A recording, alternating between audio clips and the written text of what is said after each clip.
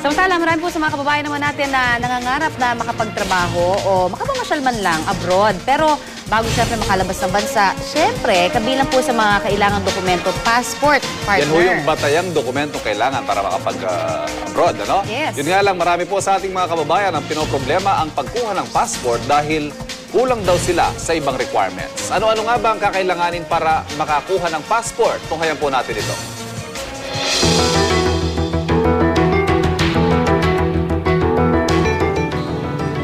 Sa salon na ito sa Barangay Holy Spirit, Quezon City, nagtatrabaho si June Espinas, 32 taong gulang.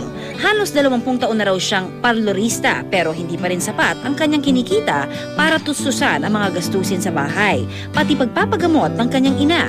Kaya naman gaya ng napakaraming Pilipino, ninanais ni June na mga ibang bansa. Paniwala niya, naroroon ang mas magandang kinabukasan para sa sarili at sa kanyang pamilya. Gusto ko sana pumunta ng Oman para kasi mas malaki yung kikitain ko doon kesa dito. Tapos, para rin matulungan ko na rin talaga ang magulang ko. Tsaka yung bahay namin, medyo mapaayos ko. Kasi talagang walang-wala nang tutulong sa magulang ko, kami na lang ng ate. Kumpleto na si June sa lahat ng dokumentong kanyang kakailanganin sa pag-a-apply ng trabaho sa Oman.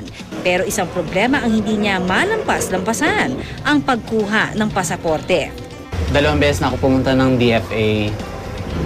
Kaya lang hindi ako ma-aproban kasi wala yung valid IDs ko.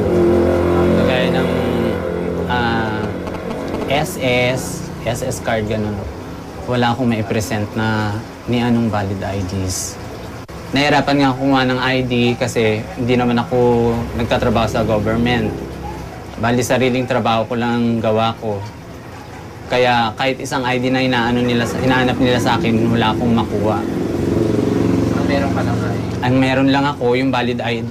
Ang meron lang ako yung talagang postal IDs. Yun lang talaga ang nakuha ko na pwede kong i-present sa kanila. Paano nga ba makakakuha ng pasaporte si June kung wala siyang maipresentang valid ID? Matupad kaya ang pangarap niyang makapangibang bansa? Yan at iba pang tanong tungkol sa pagkuha ng passport, malalaman natin mula mismo sa kinatawan mula sa Department of Foreign Affairs. Yan, June, makinig ka ha. Ikaw na ng problema mo, makakausap natin ngayong hapon si Ginoong Andre Peter Estanislao, ang Acting Director ng Passport Division ng Department of Foreign Affairs o DFA. Good afternoon. Good afternoon, Ivan. Estanislao. Umpisahan natin, partner. Okay. Si June, wala daw siyang valid ID. Postal ID lang. Pwede ba yon, sir? Unfortunately, hindi po pwede yung postal ID. Madami namang valid ID sa pwedeng i-present. NBI clearance, pwede yun ho. Police clearance, pwede din ho. Tapos kung nakapag-aral naman ho, kahit yung Form 137, yung transcript na may picture. Ayun, pwede pala yun. Opo. So, madami namang IDs na pwede. Voters ID. Voters ID, could be SSS, GSIS. Of course, yung driver's license. Driver's license. Ano pa ho yung proseso? Kasi alam natin, Ivan, na may bago na tayong passport, no? Ito yung electronic na tinatawag. Meron tayo dati yung mga baklas-baklas. Uso pa ba yun ngayon? Ngayon, hindi na pwede yung baklas kasi yung dati, di ba may picture doon sa passport. Ngayon, they print yung picture on the passport itself. Ayun na. So wala ka nang babaklas? Wala nang baklas-baklas. Nakaprint. Pero hindi na ko kailangan magpa-picture. Kasi on-site na pipicturean. Yes. Nirevise ho ba yung natin, yung procedure natin and yung requirements para sa pagkuha ng passport? The requirements are still the same. Pareho pa rin ho. NSO birth certificate and 2 valid IDs. Yung proseso ho, iba na. Dati ho, if you remember dun sa Rojas Boulevard, talagang pipila alas 4 pa lang. Madaling araw. Binaban din na ho. Pero ngayon, appointment system. Parang embassy. Embassy ho. Okay, paano magpapa-appointment? Para ho doon sa mga katulad ni June, ano? June, pwede pala yung NBI, marami tayong mga binanggit. Dadali nila yung requirements nila, and then? Para mag-appointment ho, mag-log on ho muna sa www.passport.com.ph or kung wala naman hong internet, pwede yung tumawag sa 737-1000. 737-1000. Tapos so, gagabayan ho doon, libre ho ang appointment. Ayan. Okay. Walang Libre. Ayan, maganda rin to. Wala nang mga fixer. Wala Wala. Maaligid sa gilid ng DFA. Okay, Wala ulitin nang natin hanap buhay mga ngayon. Para dun sa walang mga internet, 737-1000. Okay, ang tatawagan.